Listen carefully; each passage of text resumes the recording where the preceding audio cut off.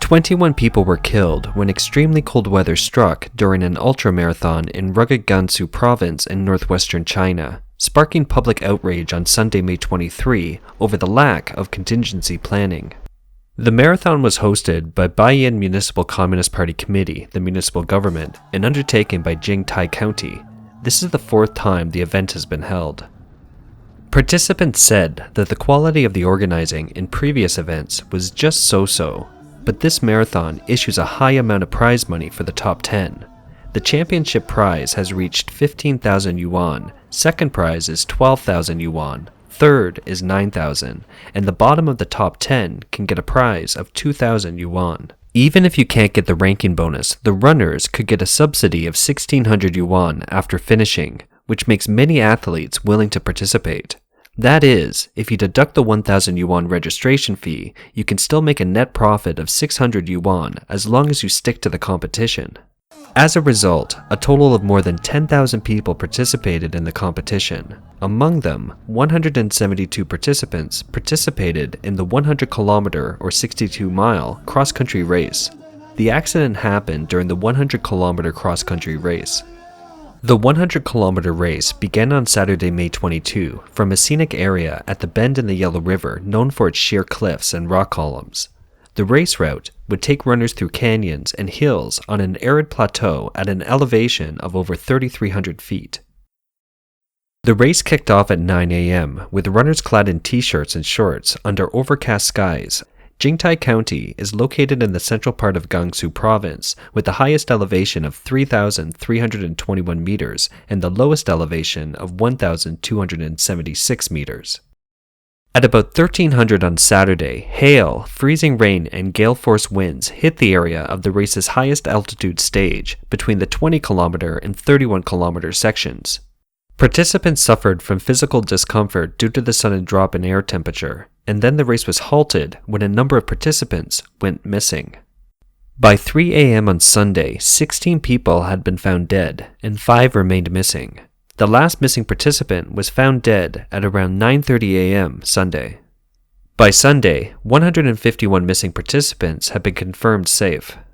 Jingtai County saw a low of 6 degrees Celsius on Saturday, excluding wind chill, but the temperature dropped again during the night due to the area's complex terrain and topography, making the search and rescue much more difficult, bringing the death toll to 21.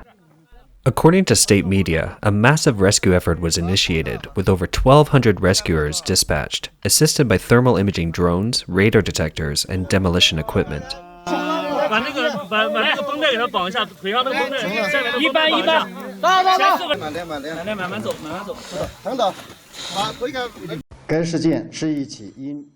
This incident is a public safety incident caused by sudden changes in weather in a local area. The provincial authorities have established an incident investigation team to further investigate its cause. Here, as the organizer of the event, we feel deeply guilty and blame ourselves and express our deep condolences to the victims and our deep condolences to the families of the victims and the injured.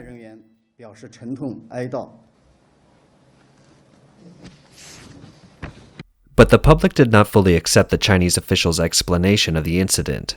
Videos and photos show that many contestants wore shorts and did not have warm clothing. Some runners said that the weather forecast the day before the competition did not predict that extreme weather would occur the next day.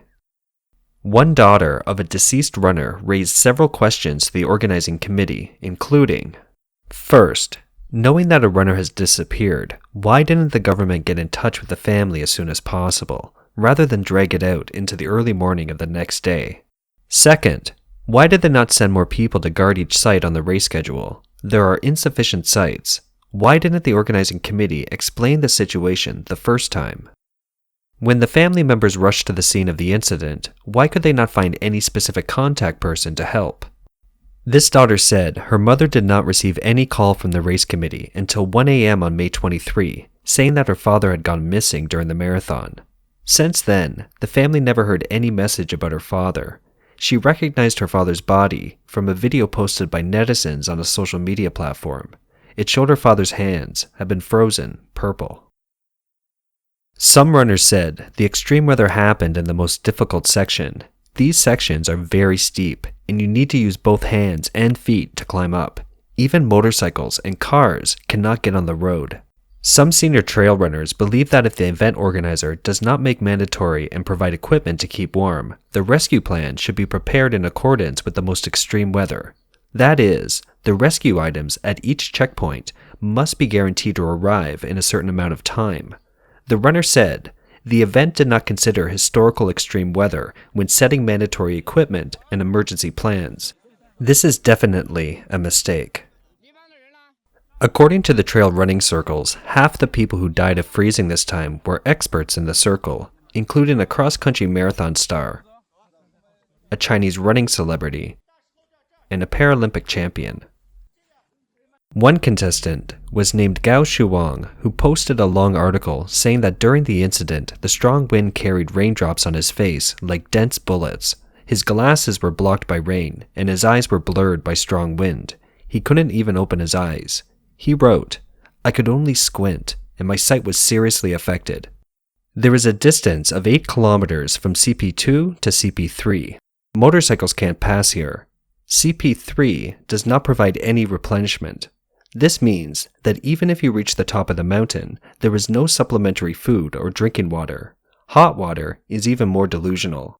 I found a place relatively sheltered from the wind and took out my insulation blanket and wrapped it around my body, but the blanket was blown away instantly by the wind. It was of no use. There was also a contestant's insulation blanket, which was directly torn by the wind. He wrote that his hands, while wearing fingerless gloves, couldn't stand the cold. He lost the feeling and his tongue was cold. He decided to go down the mountain, but the terrain was steep and the rocks were slippery. Another runner said on the road he saw a few people that had no vital signs. He expressed the feeling afterwards. "It's so good to be alive. This incident is really heavy. Casualties, it's serious. Near the cave where I stayed, 3 runners were frozen and dead." A friend of one runner said on the internet, "My friend also told me that at least a dozen of the runners have lost all warmth and cannot be woken up."